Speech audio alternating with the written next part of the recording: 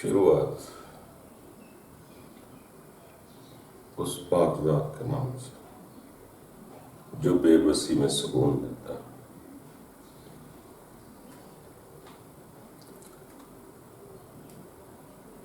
दोस्तों, ये जिंदगी है तो बेबसी है, मगर इंसान ने कोशिश की है बेबसी को तोड़ने से या बेबसी से निकलने।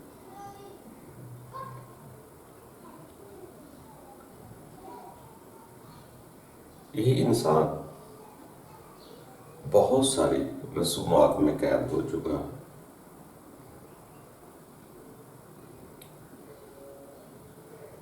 आजाद नहीं हो सकता या होना नहीं चाहता। बेबसी क्या होती है कि दिल में वो बात होती है, वो जुबान पर नहीं ला सकता।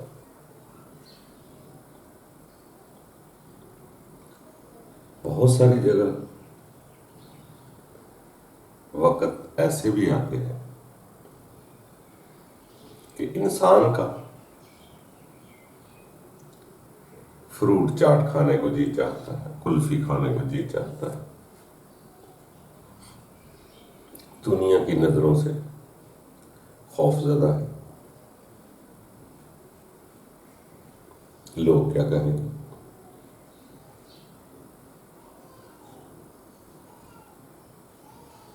तो फिर इंसान ने कुछ तो दब कर रह जाते हैं, बेबसी की जिंदगी गुजारते हैं।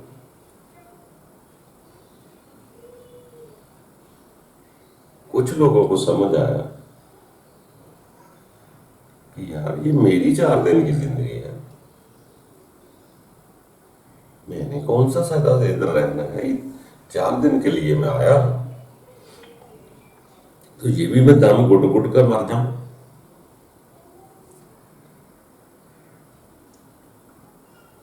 वो लोग दलेर हो गए, कुछ तो कैदी होकर रह गए, कुछ दलेर हो गए कि यार मुझे किसी से क्या, मेरा दिल चाहता है फ्रूट चाट खाने को तो मैं खाऊंगा। उन्होंने दूसरों को देखना ही ना पसंद किया, गौर ही ना करो कोई क्या कहता। वो लोग दलेर होते गए, जो मन में है वो किया। अपनी थोड़ी सी जिंदगी है, एक बार मिलनी है, इसके लिए भी मैं दूसरों को देखता रहूं।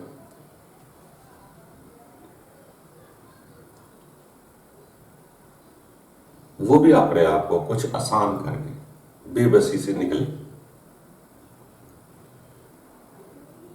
कुछ और आगे बढ़े।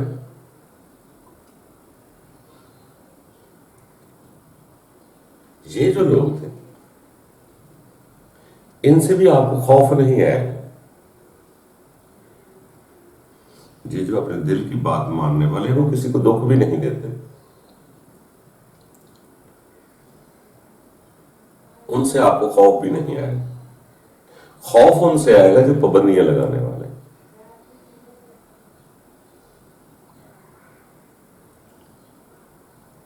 ये अपनी मर्जी के मन चले लोग होते हैं। दिल ने चाहा ये चीज खानी है तो बस खानी है, दिल ने चाहा कपड़े बदलने तो बदलने, अपने दिल ने चाहा कि ये काम करना चाहिए वो कर लेते हैं, मगर उनसे खौफ नहीं आते। दिल वाले आदमी से खौफ नहीं आता। जो अक्ल शौर की कैद वाले हैं, उनके हाथ से देखेंगे तो उनके मुंह से फराटे निकलेंगे, गर्म गुस्से के फराटे निकलते हैं। उनसे आप खौफजदा हो। इसी तरह कुछ लोग और आगे बढ़े कि यार उन्हीं में से जो लोग दिलेर हो गए फिर आगे बढ़े, वहां ठहरे नहीं। उन्होंने सोचा कि यार मेरी 4 दिन की जिंदगी है, इसका मकसद क्या है।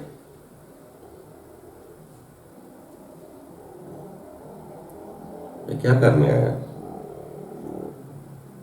ये दुनिया अजीब सी कैद है। जिस चीज को मेरा दिल चाहता है वो मैं कर नहीं सकता, दिल में छुपाकर कुड़ कुड़ कर मरता रहता। अगर खा भी लेता हूं फिर भी खौफ हो रहा है। फिर क्या कर? फिर उससे आगे बढ़े। क्या मैं कब तक दिल को यहां ही राजी लगाए रखूंगा, राजी करता रहूंगा? फिर उसके बाद मेरा क्या होगा? तो वो दुनिया की बजाय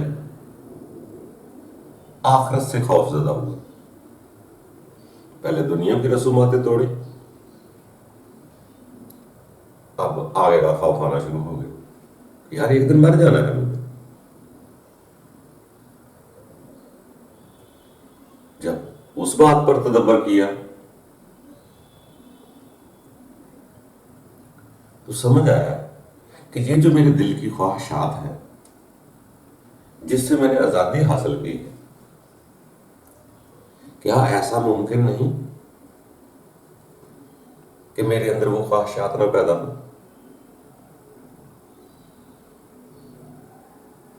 उन्होंने रब की तरफ रजू करना शुरू कर दी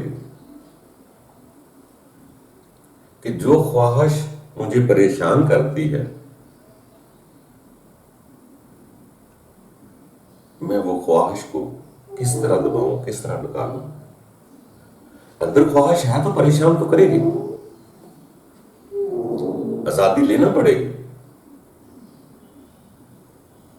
कोई इसका ऐसा तरीका पता चल जाए कि वो मुझे ख्वाहिश बेदार ही ना हो, मैं परेशान ही ना हो। फिर उन्होंने सियाने लोगों की जब बातें सुनी और पढ़ी कि इंसान को चाहिए कि वो ख्वाहिश बेदार ना करे, जो चीज मिल जाए उस पर शुक्र अदा करे।